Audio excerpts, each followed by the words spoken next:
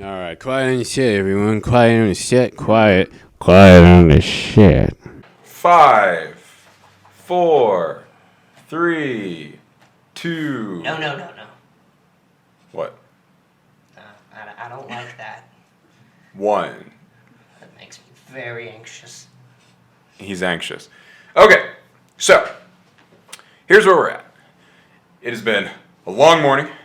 We've been putting everything together, but we're good to go now. We think everything's good. Yes. I'm currently being lit by literally a tiny lamp, desk lamp. So I apologize for the whole Two-Face thing I got going on. But we're making this work. We're really excited about this. If you would like to help us get another camera, you can go to our Patreon. True. You can I definitely have a go to better our light I could Patreon. have brought. We'll bring it next You time. do, Yeah, but we didn't think about it. I thought we had a hard enough time getting you here. So. That is true. Nobody understands. But we're here what I do. and we're ready to go. Welcome to episode 1 of Griffondale. As you can see, both of our players are here together because very soon, if not already, they will be in the same place at the same time. Which I know is like real weird for us. You know, that's not something we usually do here. But here we are. We're about to do it. So, to begin. Oh gosh, I feel like I'm gonna throw up. You do. Oh, You do feel like you're gonna throw up. As Aeleanor, Sautery von Rocht, you awaken. You are surrounded by glass, like a mannequin in a storefront. Oh. And as you awaken, there is like very, very little air where you are. You try to take a breath in and kind of cough. And it is stale, and you feel like you have been here for a long time.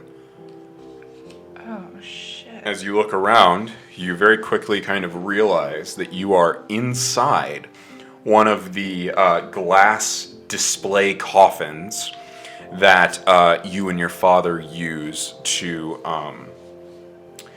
store, basically, the arcane items or items of various significances that you find on your travels that you don't properly understand, like pieces of monsters and or items that may be cursed or something like that. It's sort of a containment unit.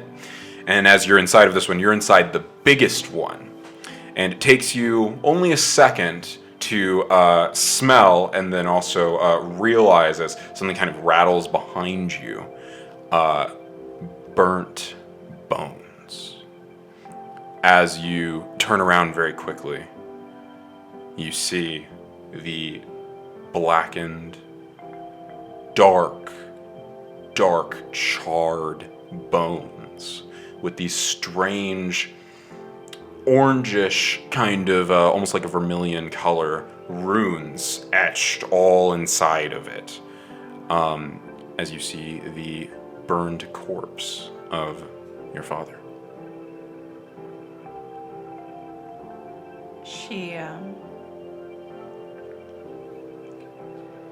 She remembers the fire.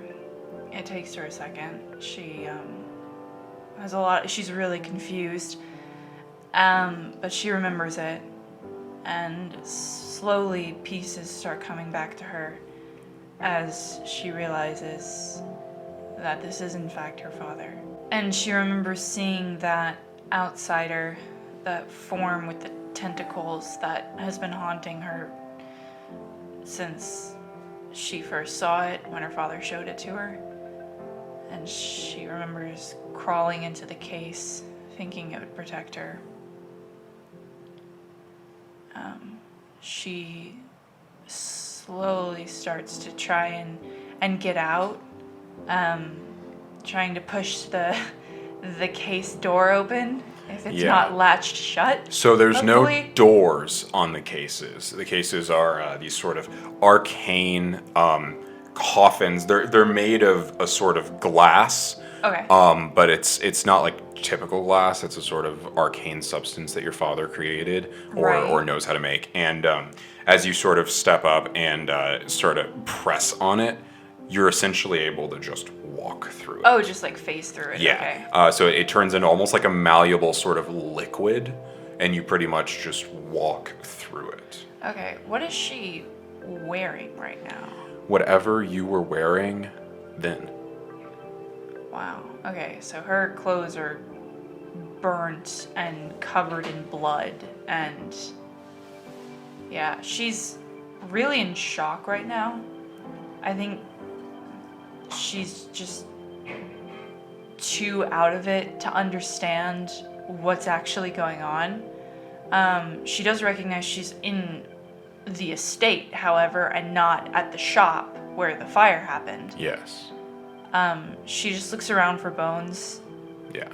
As you look around, all that you see is the 6 other display coffins, as well as just the general room that you're in. You see the 2 teleporter sigils, which you're familiar with, and the mirror that allows you to sort of walk out of this sort of demiplane and back into your home. However, also, as you step out of the case and onto the ground, your leg buckles beneath you. As you fall, your knee kind of crashes into the ground, and you kind of catch yourself with your hair kind of hanging over your face. You kind of take a breath in very quickly and realize that your whole body is almost like completely atrophied. However long you've been here, your body has begun to sort of like close up in on itself. Everything's like a little bit twisted and withered, and as you're trying to kind of like stand up, it's odd. You feel like you haven't walked in a very long time. How long has it been? She just kind of sits there for a second on the ground, and then she remembers another piece of what happened that night, the ring, and using its power to try and stop the fire. And she remembers feeling like something had taken over, and she remembers taking a knife and carving runes, but onto her arms. And she just like lifts the sleeve of her dress to see if that actually happened. And as you do lift the sleeve and look at your arms are carved with these strange runic symbols, not in any language that you're familiar with, and you're quite familiar with arcane languages. Wow. She just takes a deep breath, and obviously having symptoms of starvation. She's not exactly sure how long it's been, but she's damn sure gonna find out. And her first thought is, her first thought as she looks back at her father is, that definitely is not a normal burned corpse. You certainly know that. And she just, like, she would be crying, but I feel like she's so dehydrated that there's not even like tears like that can form, because there's just no water in her body to shed any tears. She just begins casting to summon Bones, and she just says, "My protector, I summon thee." All right. And as you do, there is a just gust of wind, as suddenly standing beside you is the 7-foot-tall form of your Eidolon, Bones, clad in his long black tailcoat with a fez. She just kind of like lifts her arm, like kind of like reaches out her arms as if like, pick me up. Yeah, he Please reaches pick me up off down the and floor. scoops you up and sets you into the sort of harness on his back that sort of stretches into his rib cage. Bones, I need food and water and the date. Bones just nods and begins walking. He walks up to the mirror at the end of the room, past the 2 sort of sigils on either side. And as he does, he just sort of stands there and looks down at you. Mirror, let us pass through. Yeah, and recognizing that you or someone with von Rocht blood are the only ones capable of utilizing the mirror that leads to this dimension, you sort of reach out and recite the incantation, and the two of you then, he steps forward, you in tow. And as you step out, you are immediately met with a strange sight. In hindsight, probably something you might have expected, but She's not really thinking clearly right now. Yeah. She kind of just came out of a coma, so... it catches you off guard as you see about 3 people, Oh. all of them wearing blue coats with blue hats and bows slung across their chest. Oh, shit. As they're looking around, digging through papers. One of them has gone behind a painting and is kind of looking, and one of them is scraping at the ground. And then there's a woman in the corner who's wearing one of the blue hats, but not one of the jackets. And she is a Riani woman with long blonde hair.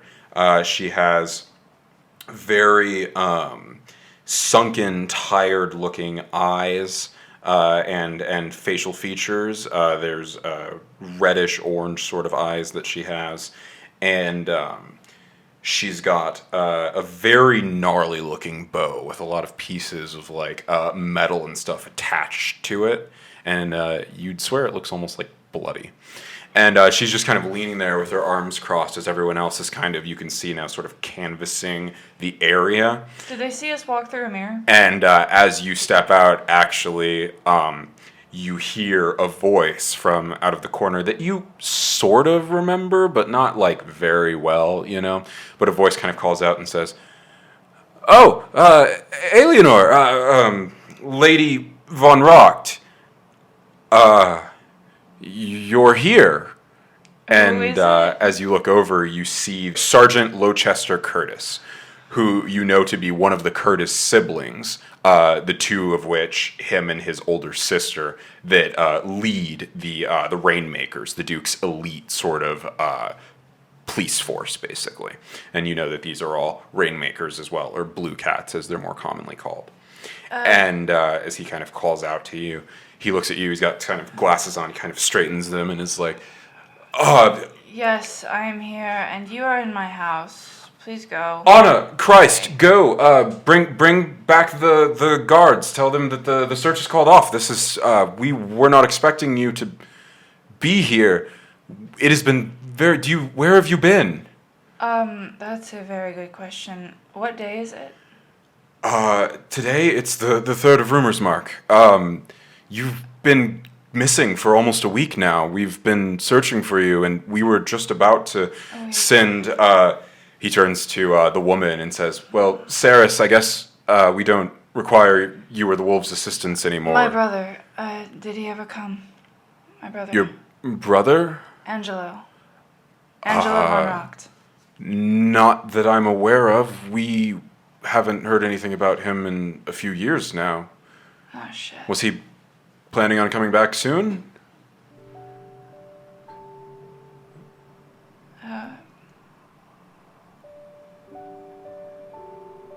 Bones, where's the bag?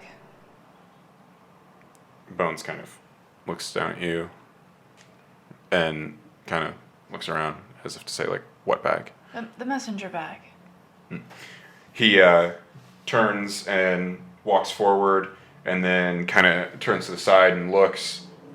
And then he looks at one of the people who is sort of canvassing the room and just kind of points. And so he walks over, and then the person kind of gets up and stands, a woman with like short red hair, and she kind of walks towards you, and she's like, "Here." Look, are there any messages from my brother? I don't know. Are there? Did you ever respond? No. No, there are no messages from your brother.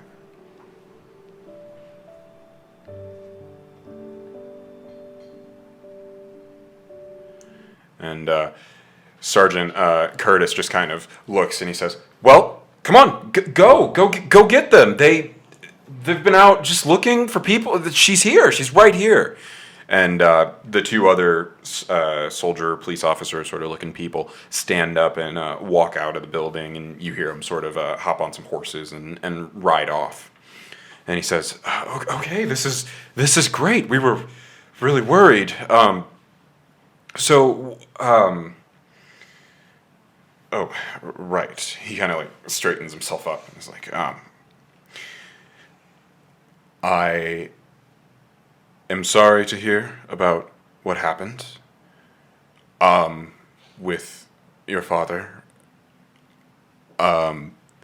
Lady von Rocht, but also, and he kind of like loses the demeanor very quickly and kind of straightens his glasses again nervously. And you can tell this guy, he hasn't been doing this for very long. No, he seems new at this. He's always been a Curtis, and his sister has always been sort of a known feature in the Blue Cats, Fiona Curtis. However, Lowchester was usually, he was pretty young, he was kind of standoffish. He wanted to be something important, but was never really there. And you knew he was training, but now it looks like they just kind of thrust him right into a leadership role. Yeah. And so as he kind of like looks and he goes, but also, what happened? That's a very good question. Who all is in the room now? At this point, it is just you, Lowchester Curtis, and Saris. And it's a conversation I'd rather save for the Duke. Oh, yes, of course. But have you guys started an investigation? We have. We were here investigating for you, and now you're here, so we will go investigate somewhere else. Good day, Earl, Countess. Good day. Wait, so you're saying the only thing you guys have been investigating is me being missing? No, we've been investigating the site of the shop as well as some people around the area who had witnessed the event. But I cannot give you too many details because the investigation is still ongoing. I'm an arcane investigator for the Duke. Well, technically, you haven't been instated yet. So you are a civilian lord. You are a lord. Well, you haven't been instated for that either yet. I was working with my father as an investigator. Well, you were an investigator's liaison, and you had assisted in a few investigations, but you were not technically the... you should go talk to the Duke when you are feeling up to it. He kind of like looks at you just slung in your skeleton harness. Yeah. He's like, perhaps you should go talk to Kenneth first. I'll be going now. Yes. And he just turns and walks out. And Sarah stays. Her arms are just kind of crossed, and she kind of looks, and she kind of tongues her cheek for a second, and just says, "You are very weird." Do you know that? Has someone told you that recently? Not recently, but... And I suppose no one's really talked to you in a while. Since you've been, just gone. Yeah, that's fair. All right, well, since he called me all the way out here, and I was about to get a contract, which I was pretty excited about because the money was going to be pretty good, but now you've sort of showed up. I don't suppose there's anything you need done. Currently... She kind of thinks for a second. Her brain is really not working right now. Like, hasn't eaten in, like, God knows how long. Like over a week. Hasn't had any water. Like, she went way past her limit as a caster that night. Like, way past her limit. Oh, yeah, and you feel it. It's like there is soft hints of fire just rushing through your veins. Yeah. It's kind of like that post-workout thing where you're just like totally like lethargic and like everything just burns a little bit too much, and you're like, it's usually it feels manageable, but right now it's just so overwhelming. Yeah, she not currently, no, but I will let you know if that changes. Great. All right. Sorry you didn't get a contract. Yeah. That's fine. It's not your fault. Good, good luck. She turns and walks out of the building. So, at that point, Angelo, you've arrived. So I have arrived. Yes. Okay. You've arrived. You've made your trek over the course of the last week or so across Scarlasia back to Astalia from the Emerald Sea. Okay. And now you've found yourself in Griffondale. Oh, then I'm But probably at the where in gates. Griffondale? At the gates of Griffondale? Yeah. Okay. Also, So- should I explain his new appearance at all? Yeah, we'll get to that in a second. So as you just stand there looking up at the two massive mountains, the two fells, the eastern and western fell, and looking at the city in between, nestled closely between these two mountains with this giant golden spire sort of sticking up. Not quite as tall as the mountains as the Duke would like everyone to think, but as you kind of look there at the majesty of this whole sort of place, and then you kind of look down and see these three just massive wooden platforms that essentially span the whole city and even a little bit more than the city itself, all beneath the city, the Undercity as it is called, like leading down to the river. What are you thinking as you look at Griffondale? All right. There That's we go. perfect.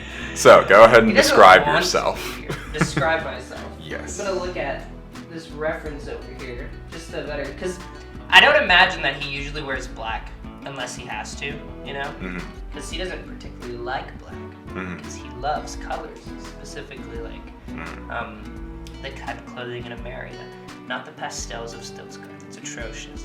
No, I imagine that he has on like, well, he has something that's different about him now, is he has like dreads, right? That he ties back like a ponytail, kind of, and like it's just like super dope.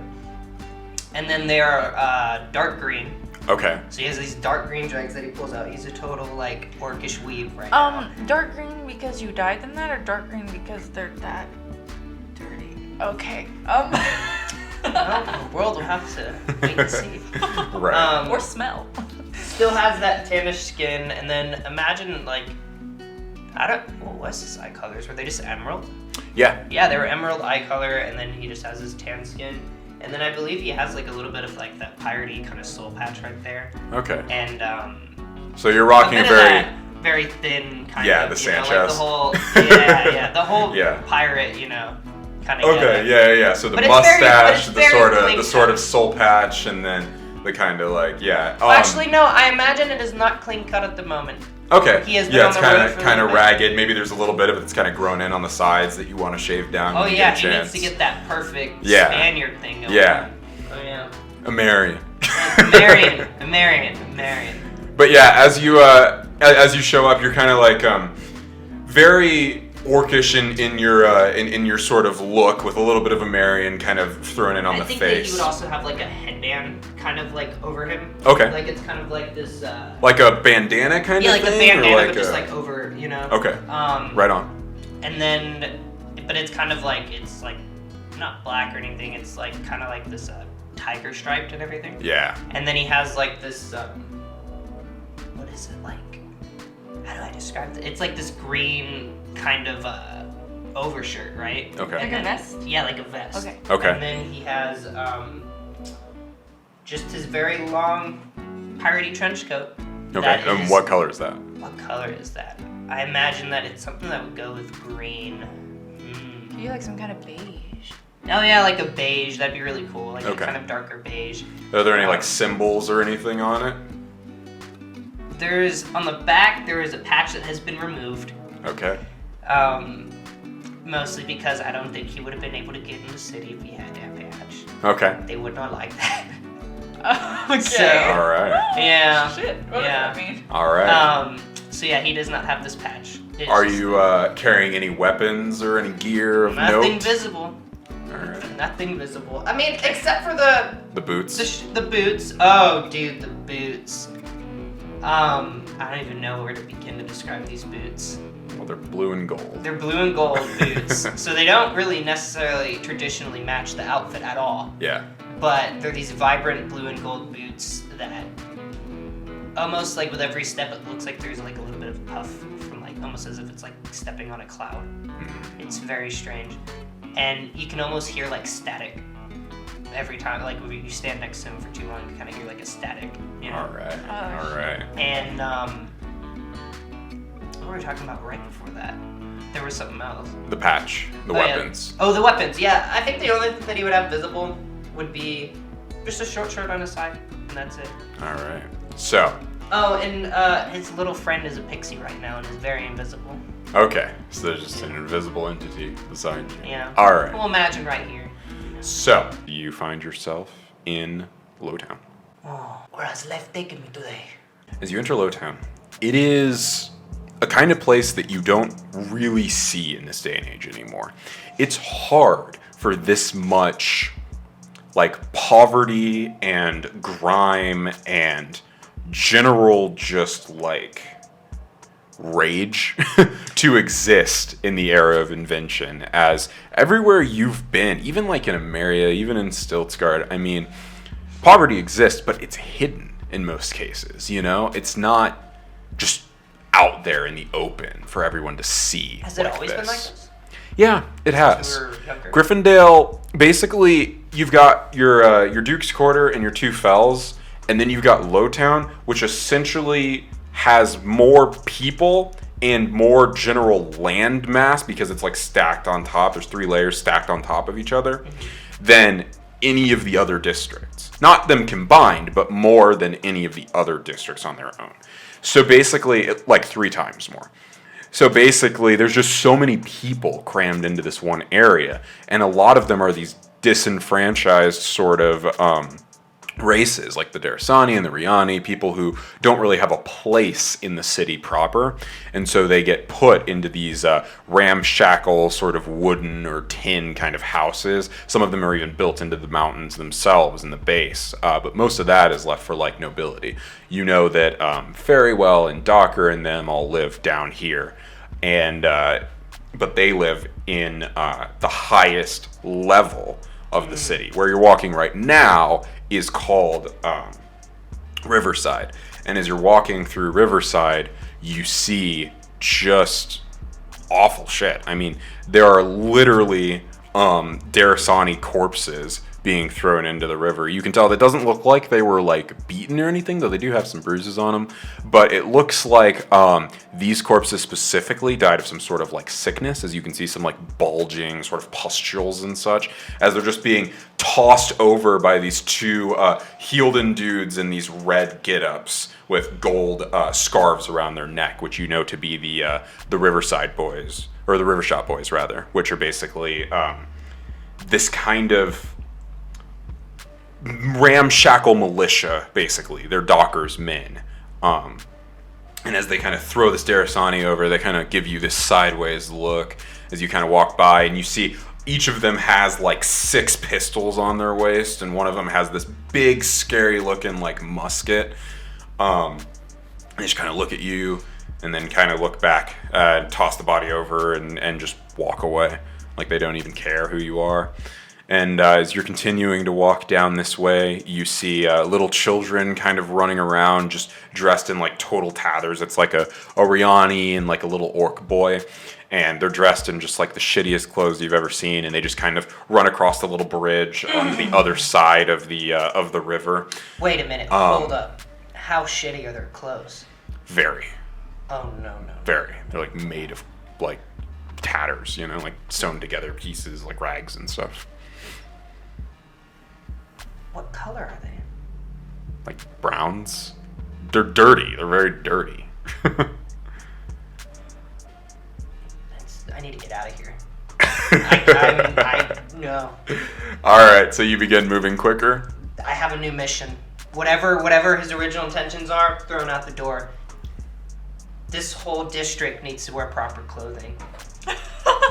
All right. So as you burst forward and begin speed walking your way out of Lowtown, making your way out of the outer city, we'll cut back to Aeleanor. As her house is now left empty, she looks at the gigantic mess the people made and just kind of slumps off of the harness and onto like a couch or seat. And she looks up at Bones.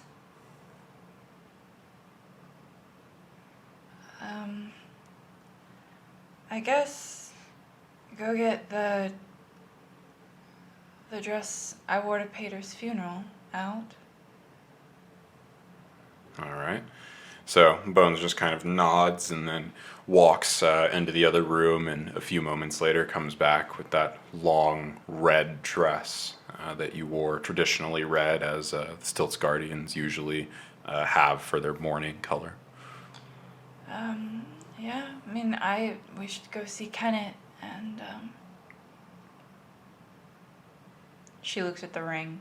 She like takes off her glove and like looks. Okay, and as you do, you look right down and you see the white pearlescent sort of band tightened, constricted around your ring finger. Oh, jeez. Or your scorn finger, rather, your middle finger. Your finger itself has almost begun to turn like a different color. Like your skin is usually that bluish kind of gray, and your finger is almost this more like purplish kind of gray, like it's losing blood, and you can kind of feel a numbness in it as the band is constricted almost tighter than it was before. As you can see it kind of really putting pressure on your Good, I I hope it falls off. I hope it falls off and that damn ring falls off with it. And as you begin thinking about the ring, as you're looking at it, these pink sort of lines, almost like veins tracing through the ring, just pulse kind of through it. Just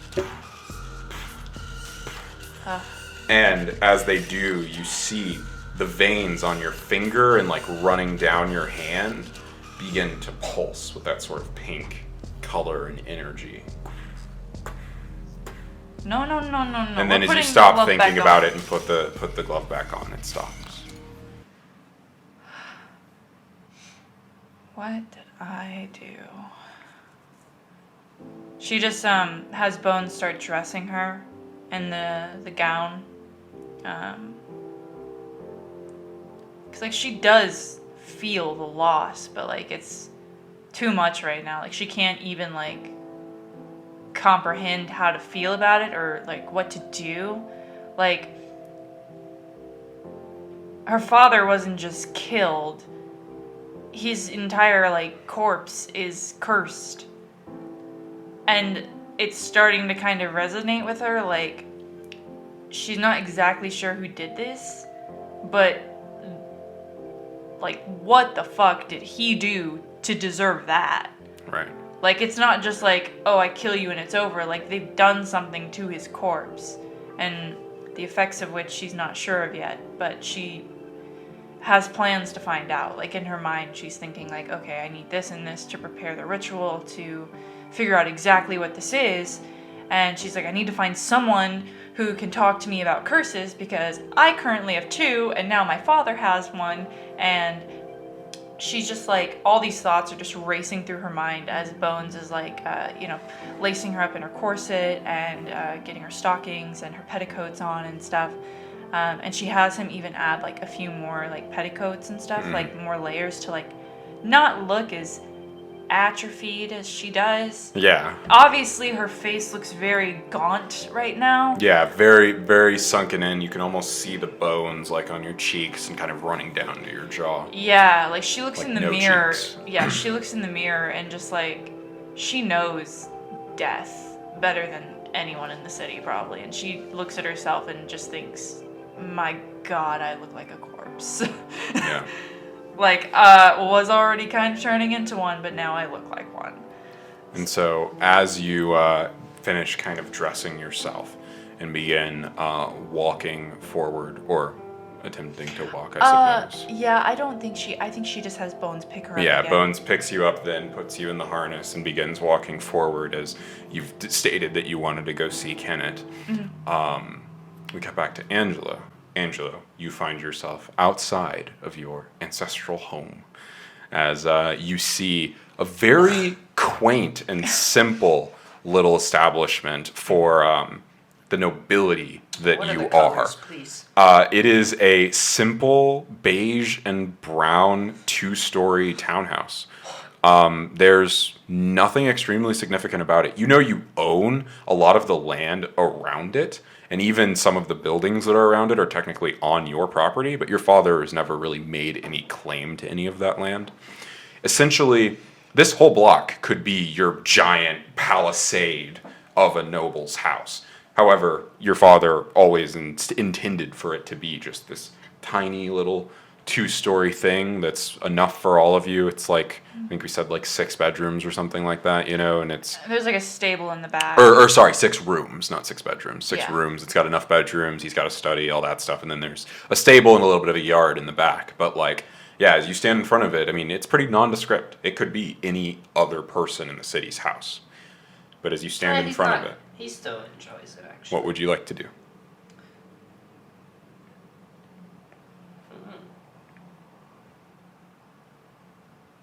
I will knock on the door. All right. Aeleanor, you hear a knock on the door.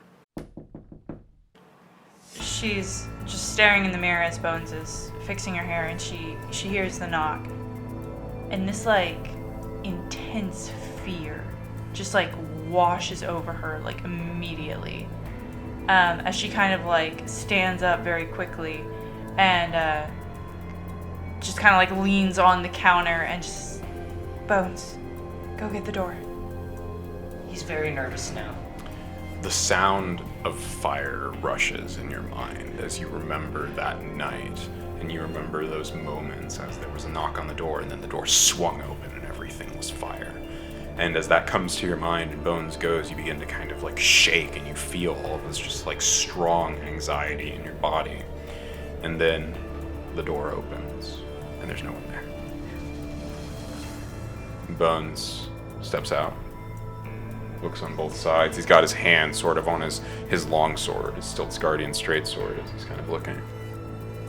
And then he closes the door, and he turns back around and walks up to you, and his hand's on his blade, which you know generally means he's kind of like at attention. Like there's a concern.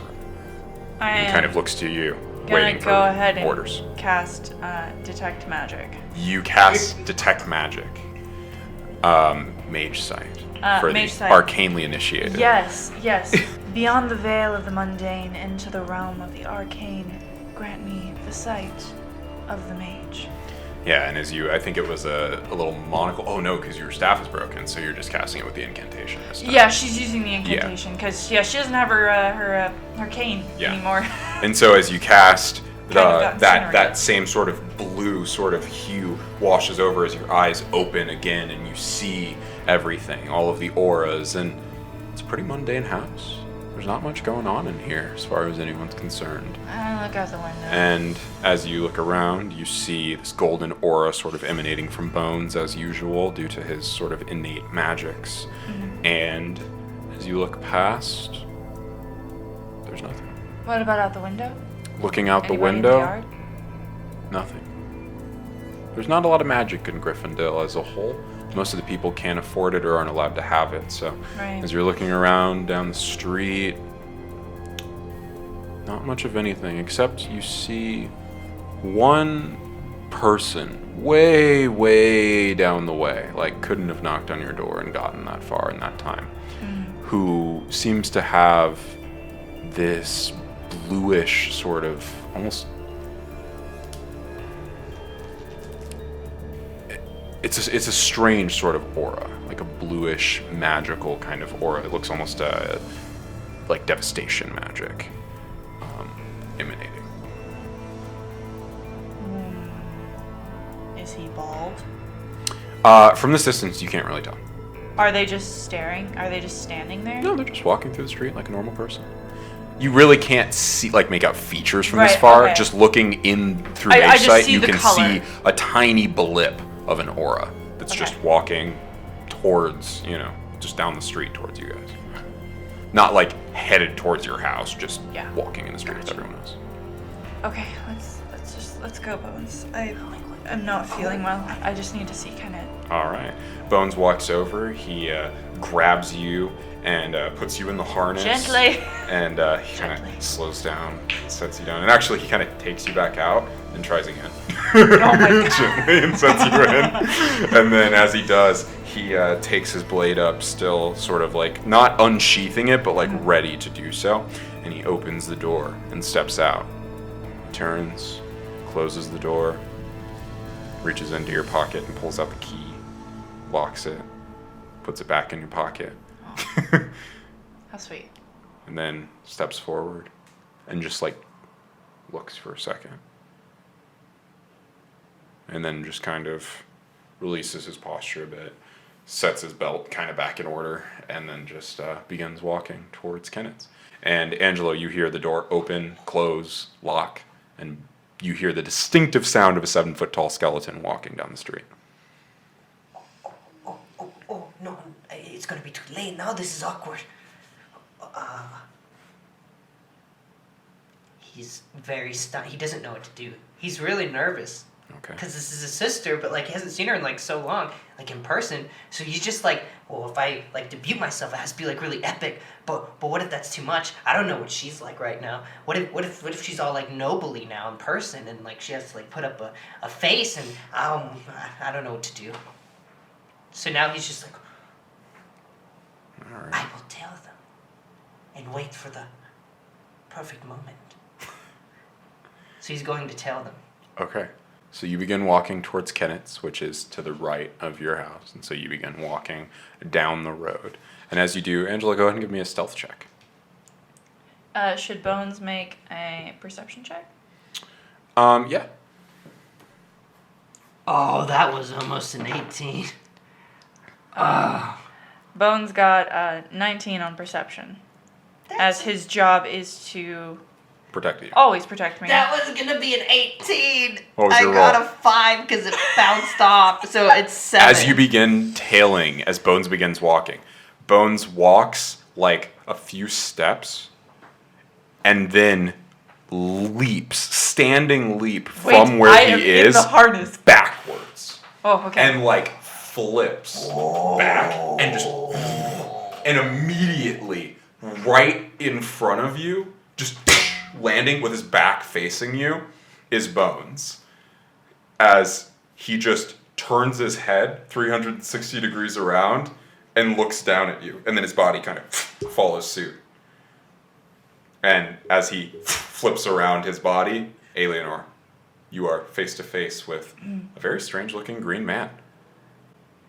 Green man? Well, a lot of green on him. Green eyes, long green dreads, green beard, and... I thought the beard was black. Oh, is it black? Yeah. Oh, okay. And black beard. And couple of seconds later... My mage sight's still active? It lasts for 10 minutes, I believe. Yeah, he seems pretty normal. And a couple of seconds later, you begin to recognize the features. Angelo, do you do anything? He's going to... No. Now this is ruined. I have the perfect setup in my head. Are you saying that out loud? Yes. And it was going to be awesome. I was going to thunder rain down from the sky. And then I was going to... It's ruined now. She just starts Thank you for that, Bones. climbing I out appreciate it. of the harness, and she just says, Angelo? Hello, dear sister. And she hugs him. All right. As the two of you embrace, you sort of leaning out of Bones' harness, kind of grabbing him, and Angelo just sort of like accepting that Yeah. he's failed. And she looks extremely gaunt and like way paler than she usually is. Yeah. Whatever noble diet you are on, it is making you look terrible. What is this? It's not a diet, brother. From what I can gather, I've been in some sort of coma for the past 10 days. 10 days? Then how did you message me? I woke up at some point. I don't know exactly at what point I woke up, but I remember waking up and there are some things we need to discuss. But first, Okay. I was going to Kenneth's because Who's Kenneth again? he's the gifter. You remember that guy I had a crush on when we were younger? Oh, yes, I remember him, I think. The Griffondale. It's been a long time, many faces. He's engaged now, and she's pregnant, so, you know. But he's still very sweet. Well, that's good. Okay. Well, I guess I will then accompany you. I tried to go, exploring a little bit. The lower district is still the same. Lowtown? Oh, yeah, it's gotten worse, honestly. Yeah, the people dress terribly. Well, They lack color. that's right. I never sent you that letter. A few weeks ago, I did a mission. I just start talking as Bones continues walking. Yeah. And we're talking in, not common, not Scarlation. Probably speaking in, probably in Emis, because she's learned some Emis. So Her Emis is very broken, but you can tell she's trying. She's kind of like that super, like, nice, kind-hearted, Oh, gosh. good person who has only taken like 2 years of Spanish and is trying to order at a Mexican restaurant. It's not ill-intentioned. It's just very... So, also, just out Rough of curiosity, because I don't know if we translation. stopped it. So, I also know Orcish, too, Yes. from my time, my Yes. whole travel. Okay. Yeah. Did you learn any other languages? Emis, Orcish, and Yeah. I'm pretty sure, like, that's it. Probably no Stiltsguardian, I would imagine. yeah, we are still Scar. Your father is Your- Stiltsguardian. I You're feel half like that's the Stiltsguardian. one language, even as a kid. Your Stilty is probably pretty broken, honestly. Yeah, because I feel like it's the one thing, like, he tried to teach me, and I was like, no. Yeah. Like, he, like, hated, 'cause Like he you doesn't- know enough to like understand it, but like you don't like speaking it, so it's not He very good doesn't when you like- speak it. Stiltsguardian culture for the Yeah. most part, and he's super not about their clothing. Yeah. Oh, God, he hates Speaking of which, her dress is definitely still Guardian made. Ugh. Is it like a high collar kind of thing? Oh, or- absolutely. It's a Yeah. traditional Stilt Guardian morning dress. Yeah, so it's very like it's a red dress, very long draping, right? And then it's got this like high collar that kind of sticks up and goes around. Oh, not like vampire collar. Oh, just no? just like high collar. Oh, okay, like, okay. up It's here. a more like tight high collar kind Yeah. of thing. Okay. Yeah. Yeah. Lots of ruffles and stuff. And they're It's very making you wear Stiltsguardian. clothes like this? No one's making me wear anything, brother. Oh, I see. But a few weeks ago, Father and I actually did security for the Marquis Coligoncella, the gentleman Marquine, and at the party, these wild Riani from the forest attacked and killed a bunch of Amarians. It was awful, and since then, I feel like the Riani in Lowtown have been getting way worse treatment than they usually do. Tensions have only been rising since then, really. I thought the Riani in the forest don't really mess with anybody. I mean, they haven't really messed with anyone since Anastasia's sister went missing all those years ago. Did that actually ever get confirmed? Her body was never found, and neither was the ship, but they presumed she was dead. That was... I always years thought and that years one ago, was though. really weird. They really kind of use it to push an agenda. From what I remember, at least. It's been a long time. Yeah. It's unfortunate, but... Yeah. We're gonna need to see the Duke soon. Oh, do we have to? I have to, at the very least, and that's when I was planning on retelling what happened. I need to get cleaned up first.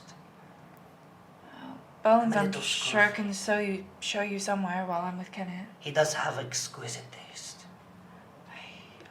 Because Does Bones dress in traditional Stiltsguardian attire too? That's a good question. So Bones is a little bit all over the place. 'Cause he wears his own, He's like- got his own kind of style, man. Like Yeah. he's wearing a Scarlasian tailcoat, very like Black Butler, you know, very Yeah. very Victorian England kind of thing, you know. But it's not Gothic at all. It's very clean and sleek and tight, right? And then he's got a distinctly Amarian belt. It's like a sash, you know, with a long kind of piece hanging off of it. And then he's got a Stilts Guardian sword hanging off of that with like these nice, clean black or like maybe like a maroonish kind of slacks. And then he's got these very nice looking Stilts Guardian shoes. With the sort of like pointed tips, you know, black kind of fine boot, like not boots, but like dress shoes, you know? Yeah. Dude, because I think we talked about it too, and that's the whole reason why Angelo's like so into fashion stuff. It was actually because of Bones. Bones has a amazing fashion taste for something that should be non-sentient. That's why, like, yeah. And non-conscious. He's the one who like made him like, because he was like that. Yeah, Bones is the reason why he's the one thing, though, that you've noticed that has always kind of been his problem, he's wearing a fez. He just wears the weirdest hats. You remember that. That's just something that... He's got this amazing attire underneath everything, and then just a dumb hat that's never the same color. No, but you it's don't always understand. The hat's fine. It's the boots that suck. It's a red fez, just with a little blue string hanging off of it, and you're like, I think it's Darasani. Like, I don't know. That's perfect. Yeah, and as you look at it, it's a pretty good outfit. Even the fez isn't awful, you know, it all works together. Well, the shoes could You're like, be a better make. But the shoes are very Stilts. By the way, Aeleanor, so like the harness is inside Bones, so he's like actually got his shirt buttoned up, so Aeleanor's just like talking through his coat. Yeah, she's just like hanging out. He probably buttoned his shirt as you guys started walking again, because he like opened, she probably like bursts out and kind of busts the buttons, you know, and then he kind of put the buttons back together. It's like a vest, you know, so he puts that together and puts the tailcoat back on. Speaking of which, I kind of just like peek out at the buttons a little bit. Are people staring? Not any more than usual. I mean, you're Aeleanor von Rocht, so it's just kind of like that's fair. To go with it. You know, you're wearing a morning outfit, so you know that Stilts Guardian culture kind of dictates that you don't really like approach someone when they're wearing the morning outfit. It's meant to be more of a personal thing. So no, all the Stilts Guardians are like looking away. You're a Stilts Guardian noble, so they're not going to like break that taboo. Some of the Amarians may be looking. You might see like some Scarlasians that kind of look every once in a while, but you notice most of them are looking at Angelo, not you. Good. His green dreads, you would know, are a very orcish custom. So a lot of them are looking over expecting to see an orc. And like then they see Angelo and they're just confused. However, as you're kind of looking around and gauging the crowd and everything, you hear a voice call out from kind of down the road a ways as you're kind of looking around beside you and everything. I'm just peeking through the buttons. Yeah, okay. Okay. So you're just kind of looking, you don't have a great field of vision, and Angelo, you're probably looking at her and kind of talking and looking around. But you hear a voice call out from down the way that you remember pretty well. As you just hear, Angie?